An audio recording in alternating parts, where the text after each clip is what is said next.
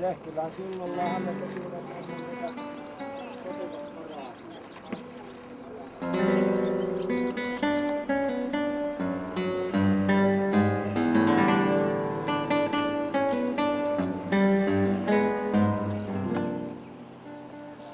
Kirjassa sanotaan, että 7.8.41 otettiin tasilta haltuun. Heikki Saulamo, se oli Salmen osuuskaupan apahoitaja Pitkässä Rannassa. Toroipeja oli Salmen, se on Mantsilassa kotoisin ollut tämä sauna.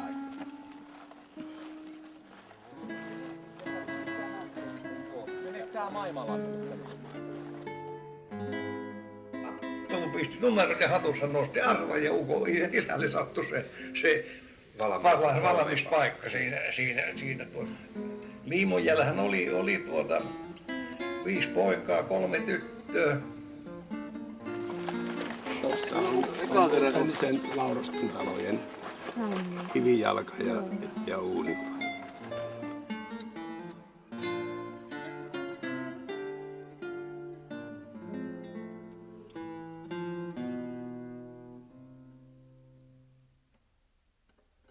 Akanhan oli kilpomuksia, ne oli kovia rukiita leikkaa.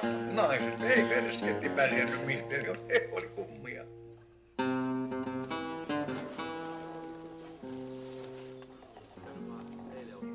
Nyt on Semoin talon kivijalka. Semmoisella ei ollut kuin yksi tyttö, mutta se kuoli aikanaan. Se oli ihan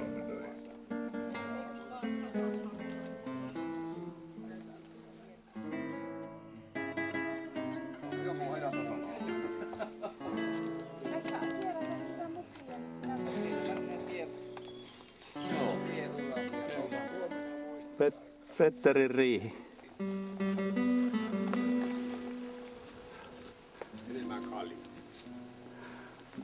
Mitä se itse rakennus sitten sijoittui tästä? Sillä puolella, joo. Tie meni sitä välistä, joo, ja se oli sitä toisella puolella, just. Kelkäs se oli, kun se oli sääpuvuus, kun oli semmoinen 30 hehtaarin suuruus puualueesta sinne nykyisille vehkeillä, kun siellä on puhuttu. Se olisi ollut vuosi, kun se olisi kaivettu ojaksi ja saatu. Eikö se ruvennut? Nehän ojitti niitä. Siellä oli jo lisää ojentaa. Kyllä, joo.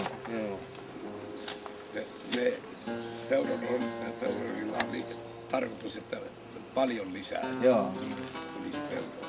Joo, se minä muistan, että siihen niinku kanava tavallaan, että se peruskuivatu tehtiin. Ja meillä oli sitten Laukkosen puolella siellä omat suoalueet.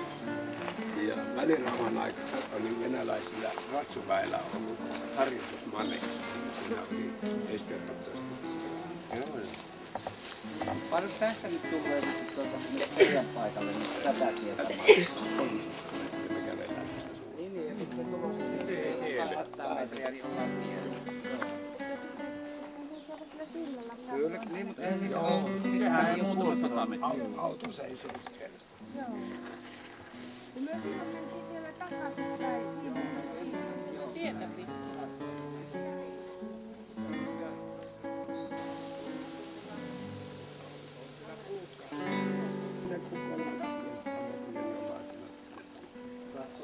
Siinä on Mikon paikan saunapolku. Ja noustaan Mikon paikka.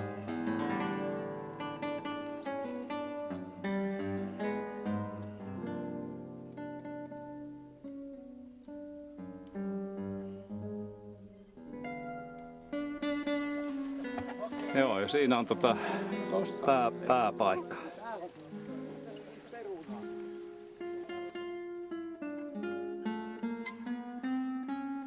On vielä paikalla. On, ikoni on vielä paikalla. Vuonna 2000 on laitettu ikoni paikalla. Mansikat on kyllä. On vai? Vanhoja rupiineja. Tämä on ja pyhä paikka.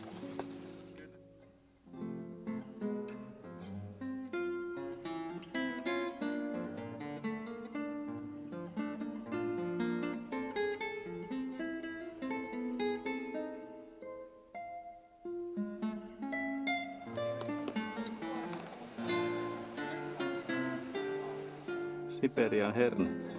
Se on Kaarinamummin laittama.